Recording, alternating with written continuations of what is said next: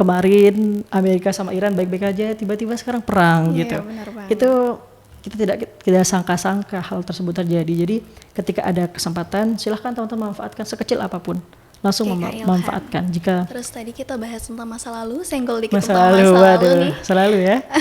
Siap. Kalau bisa balik ke masa lalu Kak Ilham, apa kesalahan yang sebenarnya Kak Ilham tuh pengen banget untuk perbaiki gitu? Hal-hal yang berat itu tiada teman-teman. Itu karena akumulasi dari hal-hal kecil yang dibiarkan berlarut.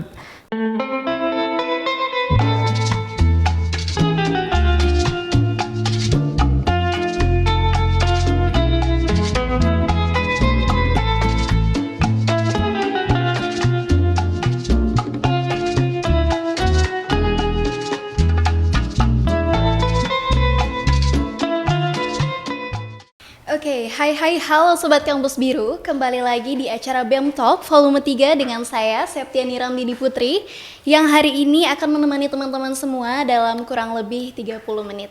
Tapi teman-teman, hari ini saya tentunya nggak sendiri nih, karena di samping saya udah ada satu guest star yang pastinya sangat spektakuler pada hari ini, yaitu Kak Muhammad Rozi Fatwa Ilham selaku Duta Bahasa Provinsi Nusa Tenggara Barat tahun 2025. Oke Kak Ilham, mungkin boleh bisa langsung memperkenalkan diri secara lebih lanjut. Siap.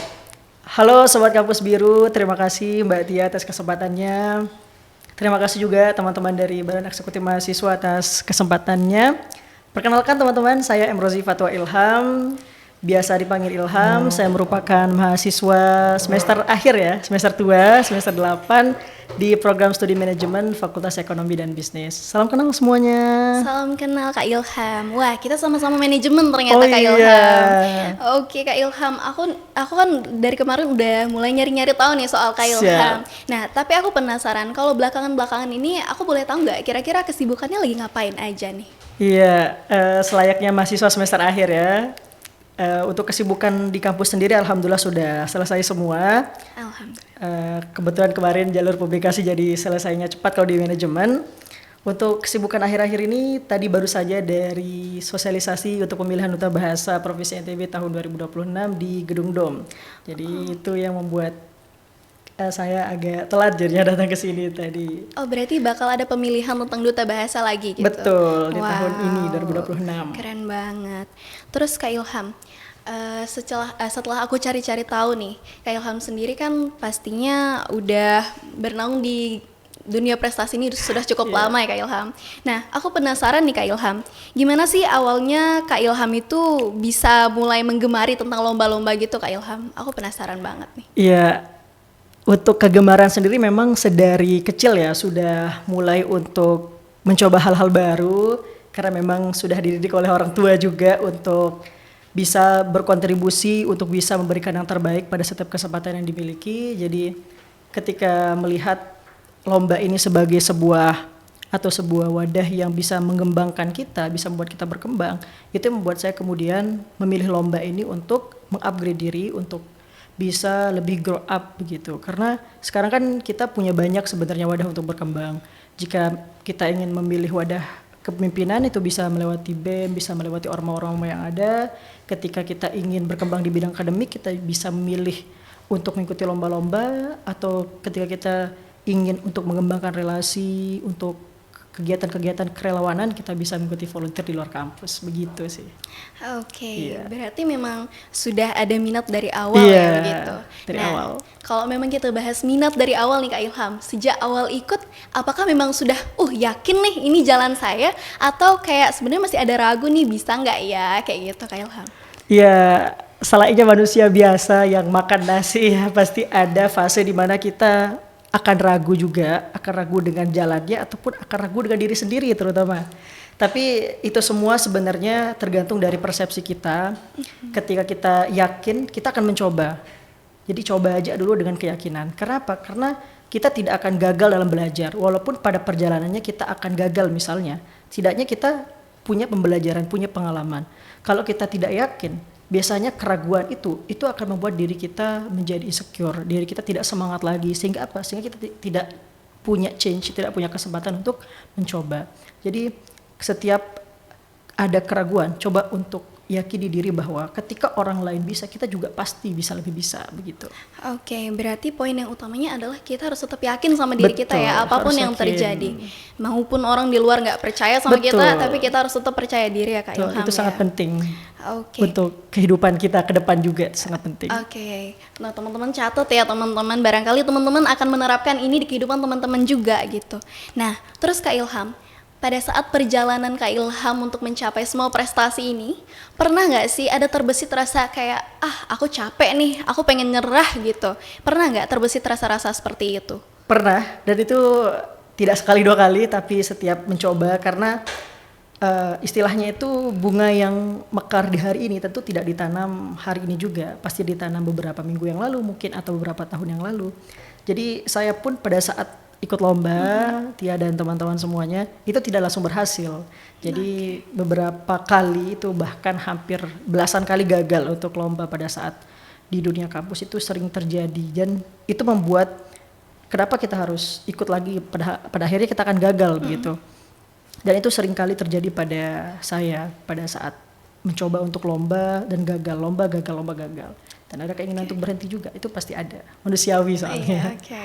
Ya. Terus Kak Ilham, dari semua fase-fase itu nih, fase dimana Kak Ilham gagal, coba lagi, apa yang bikin Kak Ilham tuh ngerasa masih bisa survive gitu, saya harus berusaha sampai detik ini juga saya harus berhasil gitu, apa yang bikin Kak Ilham kayak gitu?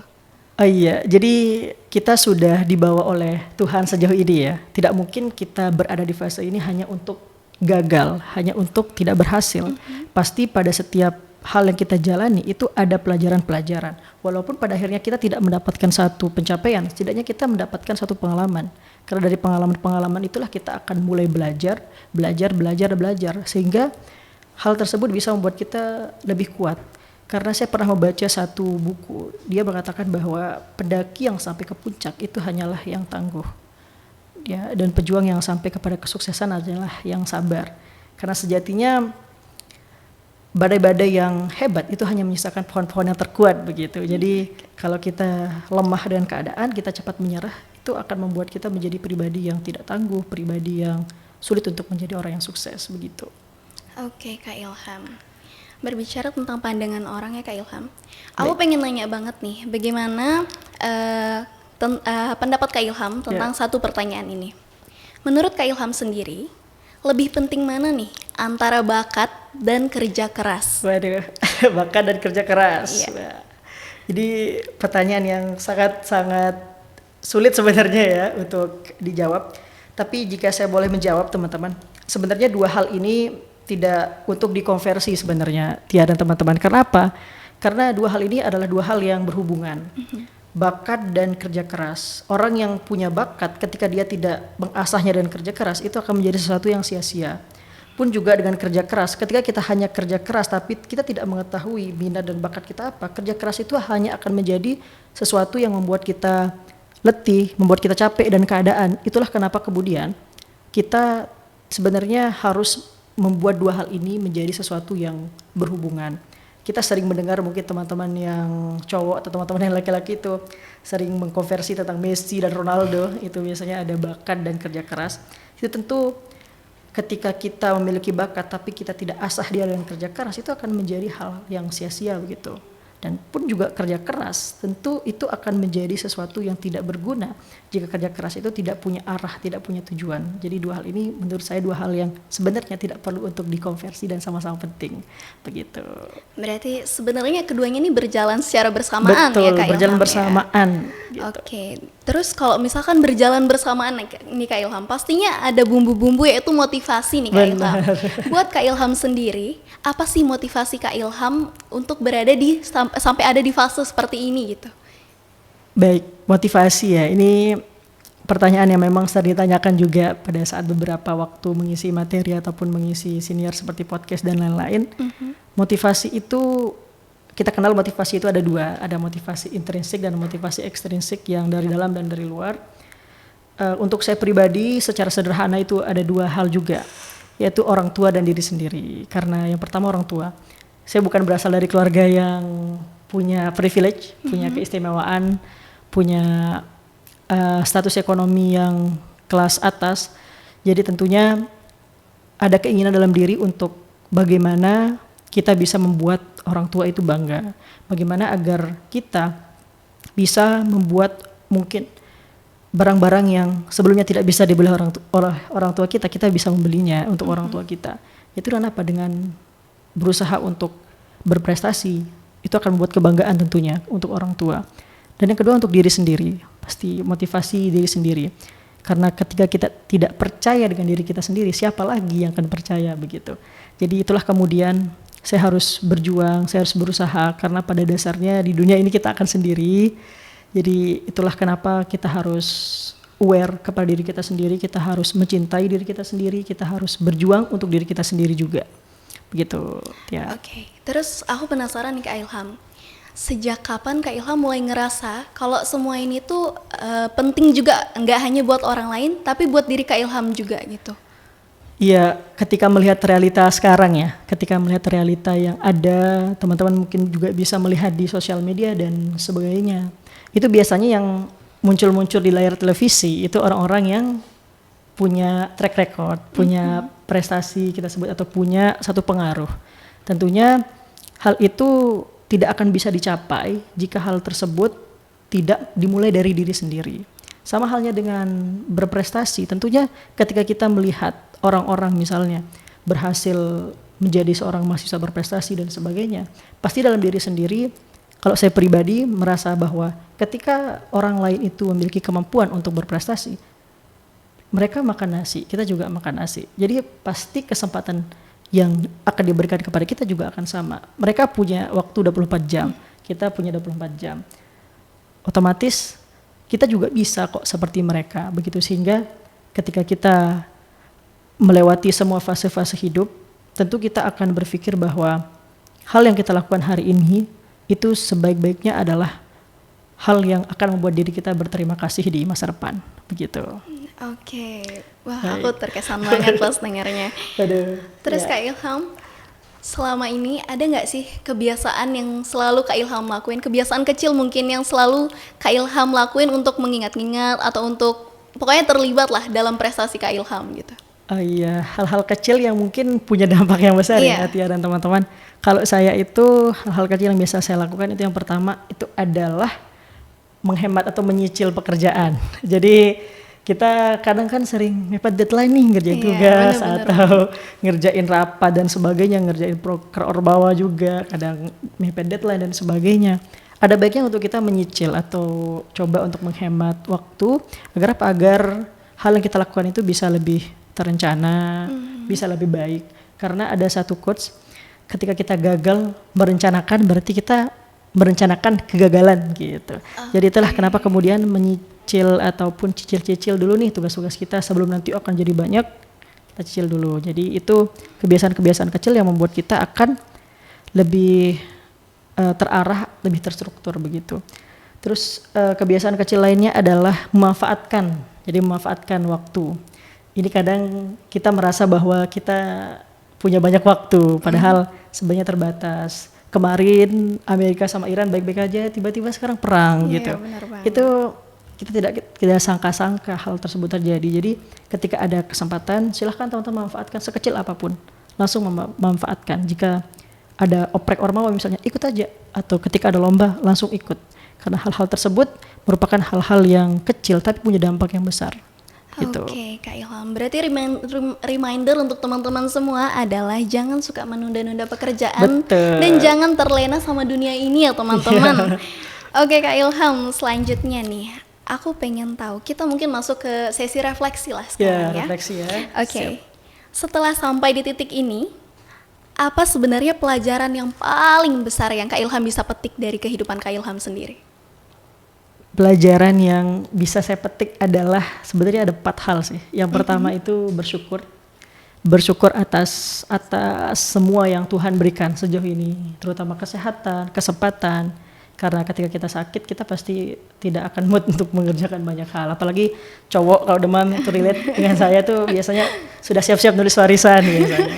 Jadi bersyukur itu adalah salah satu hal yang paling penting untuk kita terapkan dalam kehidupan ini. Yang kedua itu adalah berusaha. Itu pelajaran yang saya dapatkan. Kita tidak bisa mendapatkan semuanya tanpa usaha, apapun itu, sekecil apapun.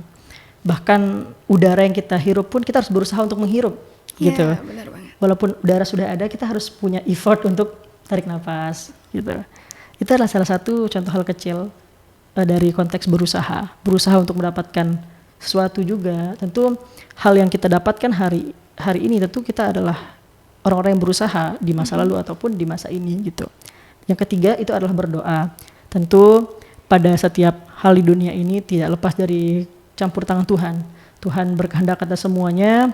Tentu setelah kita bersyukur, berusaha, kita berdoa agar apa? Agar jalan kita dimudahkan, agar apa yang kita inginkan itu bisa tercapai. Dan yang ketiga, yang terakhir ya, bukan yang ketiga, yang keempat, yang terakhir berserah diri. Karena bagaimanapun setelah kita bersyukur, berusaha, berdoa, kita harus serahkan semuanya kepada Tuhan. Mungkin Tuhan akan berikan pelajaran ataukah Tuhan akan berikan pencapaian, gitu. Oke Kak Ilham. Terus tadi kita bahas tentang masa lalu, senggol dikit Masa tentang lalu, masa lalu waduh, nih. selalu ya. Siap. Kalau bisa balik ke masa lalu Kak Ilham, apa kesalahan yang sebenarnya Kak Ilham tuh pengen banget untuk perbaiki gitu sampai sekarang? Iya, ini memang agak berat kalau bahas masa lalu. Bahas masa lalu, hal yang cukup berat sebenarnya untuk di masa lalu dan ingin saya perbaiki adalah kebiasaan ataupun kemampuan manajemen waktu. Karena di masa lalu saya punya kemampuan manajemen waktu yang cukup buruk ya. Jadi mungkin semoga ini bukan bagian dari kesombongan. Saya kan orangnya agak-agak ambis gitu kan. Jadi agak-agak ambis. Jadi semua mau dicoba gitu tanpa melihat waktu, tanpa melihat porsi diri sendiri. Jadi kelabakan, capek sendiri, tipes sendiri gitu. Sampai akhirnya itu adalah kebiasaan buruk yang jika memang ada waktu untuk merubahnya, saya ingin merubahnya agar apa? Agar lebih aware kepada diri sendiri, agar lebih memporsikan waktu dengan baik, tidak membuang-buang waktu dengan sia-sia atau tidak memaksakan diri sendiri lebih dari batas yang kita bisa. Gitu sih, Tia dan teman-teman. Berarti Kak Ilham merasa bahwasanya di masa lalu Kak Ilham cara memanage waktunya itu mungkin perlu diperbaiki. Itu perlu diperbaiki sekali. Oke, tapi kalau mungkin sekarang Kak Ilham apakah sudah merasa bahwasanya memanage waktu Kak Ilham itu sudah lebih baik atau bagaimana? Seiring berjalannya waktu mungkin sudah lebih baik dari sebelumnya ya. Kalau untuk baik saya belum tahu dengan pasti, tapi mungkin lebih baik karena mungkin lebih berpikir juga tentang diri sendiri, tentang apa dampak dan apa akibat dari pilihan kita juga. Jadi mulai sekarang sudah berusaha untuk mengatur agar lebih baik. Ada nggak sih Kak Ilham tips-tips buat teman-teman sobat kampus biru semua tentang cara memanage waktu mungkin yang ikut organisasi mungkin sering nabrak sama laprak dan lain-lain, mungkin Kak Ilham bisa ngasih tips juga buat mereka? Baik, sebenarnya ini tergantung dari kesadaran sebenarnya Tia dan teman-teman. Hanya saja jika saya boleh berbagi ke teman-teman untuk pembagian waktu, sebenarnya kan kita punya 24 jam yang sama ya. Saya punya 24 jam, Tia juga punya 24 jam. Tidak ada yang memiliki waktu sampai 48 jam atau lebih dari 24 jam dalam sehari gitu. Ini pernah saya coba pada saat sebelum ini, pada saat semester 6, 7 ke 8 tuh hektik. Saya ketua umum di Ormawa juga pada saat itu, saya magang, saya ikut pemilihan mahasiswa berprestasi di fakultas, saya ikut pemilihan duta bahasa.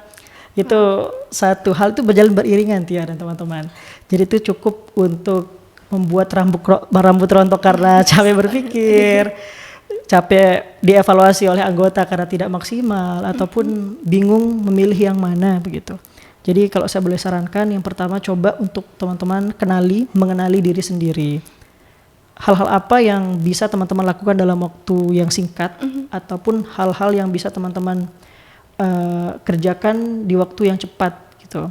Jadi itu tidak menjadi, kadang hal-hal yang berat itu Tia dan teman-teman, itu karena akumulasi dari hal-hal kecil yang dibiarkan berlarut. Misalnya tugas mata kuliah tertentu dibiarkan berlarut, jadi nambah tugasnya jadi banyak, jadi beban. Itu sebenarnya kalau bisa coba untuk manfaatkan ataupun kenali diri dengan baik agar pekerjaan-pekerjaan itu tidak membuat kita capek. Yang kedua itu tadi untuk bagaimana memanfaatkan waktu.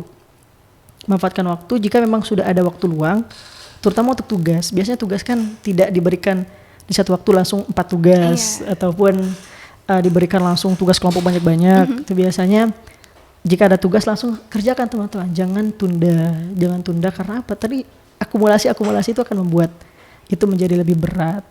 Dan yang ketiga itu coba untuk membuat skala prioritas. Apa saja pekerjaan-pekerjaan yang tenggat waktunya cepat atau deadline-nya cepat itu kerjakan dulu gitu. Kerjaan-kerjaan yang punya deadline lama itu tidak apa-apa dicicil terlebih dahulu, karena biasanya kita itu sering mengerjakan tugas itu di waktu-waktu sudah kritis, besok ngumpulin malam ini langsung SKS gitu, sistem kebut semalam gitu. Itu yang biasa jadi kebiasaan kita, tapi tentu setiap kebiasaan yang buruk itu bisa diatasi dengan kebiasaan-kebiasaan yang baik seperti tadi. Itu mungkin bisa teman-teman Sobat Kampus Biru lakukan. Oke, teman-teman. Terus selanjutnya Kak Ilham, mungkin banyak dari teman-teman kita di luar sana yang sebenarnya pengen sekali nih untuk memulai berprestasi, untuk mencoba berkembang lagi gitu. Tapi mereka nggak tahu nih harus mulai dari mana. Ada nggak tips dari Kak Ilham sendiri yang bisa diterapkan sama teman-teman? Mungkin harus mulai dari mana kayak gitu, biar teman-teman sekiranya ada gambaran nih di luar sana.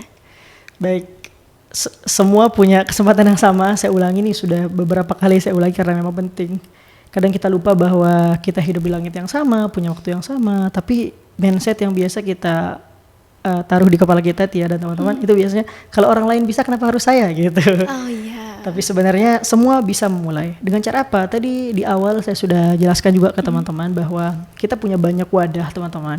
Jika teman-teman bingung untuk memulai atau ingin belajar tentang hal-hal yang berkaitan dengan relasi ataupun hal-hal yang berkaitan dengan kepemimpinan, tentang kerjasama, teman-teman bisa ikut di organisasi mahasiswa. Kita punya 16 organisasi mahasiswa kalau tidak salah di FEB tercinta ini. Silakan ikuti teman-teman. Itu salah satu langkah yang baik. Walaupun teman-teman misalnya jadi anggota, itu teman-teman bisa melihat dinamika organisasi, pengambilan keputusan. Itu adalah salah satu cara agar apa? Agar teman-teman punya pengetahuan tentang kepemimpinan, kerjasama dan sebagainya. Yang kedua, wadah yang kedua itu adalah lomba-lomba biasanya. Kan sekarang lomba-lomba itu bisa kita akses di Instagram, info lomba dan sebagainya. Pun juga teman-teman BEM ada biasanya membagikan info-info lomba juga. Ketika melihat info lomba itu adalah kesempatan untuk teman-teman. Kalau kata EPP TikTok ini, tidak mungkin lewat nih, tidak mungkin sia-sia nih, atau tidak mungkin lewat begitu aja gitu EPP itu. Pasti ada hal-hal lain, yaitu manfaatkan kesempatan itu teman-teman. Seperti saya EPP nih, info lomba, ya udah ikut dulu gitu. Perihal gagal atau tidak itu urusan belakang gitu. Ikut dulu tiba-tiba juara. Nah, itu yang bikin kita ketagihan kadang. Jadi ya udah mulai dulu, mulai gitu.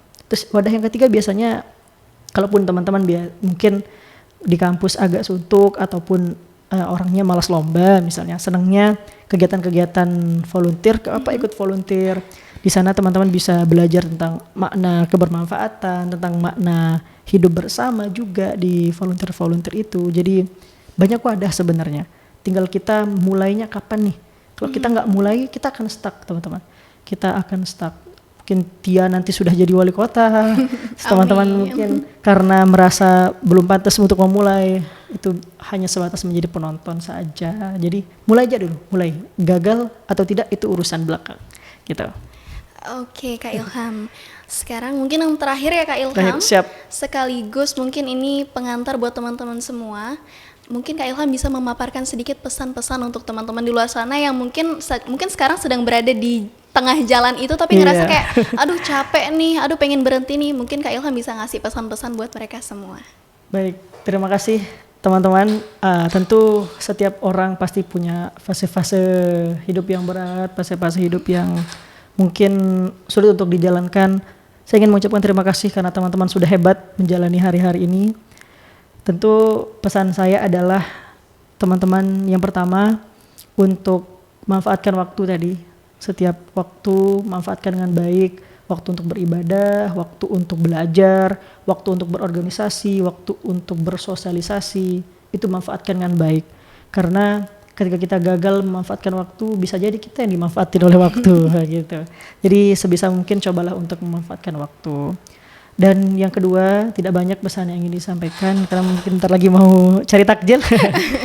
Yang kedua itu adalah cobalah untuk mengenali diri sendiri. Karena kita kadang banyak yang justru tidak kenal dengan diri sendiri. Sebenarnya kita maunya apa sih? Itulah yang kadang membuat kita mengatakan diri kita salah jurusan. Karena apa? Karena kita tidak mengenal diri kita, apa yang kita mau, apa yang kita minati, dan apa sebenarnya kemampuan-kemampuan dalam diri kita. Itu coba silahkan teman-teman gali sehingga apa? Sehingga teman-teman bisa memikirkan cita-cita teman-teman yang lebih matang. Kadang kita berpikir kita masuk ekonomi tapi cita-cita jadi dokter itu kan tidak bisa juga. Seperti itu. Jadi baik-baiknya teman-teman cobalah untuk mengenali diri. Dan yang terakhir deh, 3 biar ganjil. 3 yaitu bermanfaat teman-teman. Sebisa mungkin cobalah untuk membawa diri teman-teman agar bisa bermanfaat untuk orang lain. Sekecil apapun, sekedar untuk membagikan informasi tentang perpanjangan UKT atau dan sebagainya. Itu adalah salah satu hal yang mungkin akan membuat Tuhan memudahkan teman-teman di masa depan dengan kebaikan-kebaikan kecil yang teman-teman berikan gitu. Itu mungkin Tia dan teman-teman. Oke Kak Ilham, itu dia teman-teman perbincangan kita bersama Kak Ilham. Sudah mungkin jalan hampir 30 menit teman-teman. Luar biasa. Iya, kita ucapkan terima kasih kepada sobat-sobat Kampus Biru yang masih bertahan hingga akhir acara Kak Ilham ya. Siap. Oke teman-teman, sekali lagi saya ucapkan terima kasih kepada KM Rozi Fatwa Ilham selaku Duta Bahasa Provinsi Nusa Tenggara Barat tahun 2025. Saya Septiani Ramdini Putri, pamit undur diri. Terima kasih Mbak Tia dan teman-teman. Terima kasih Kak Ilham. Keren banget.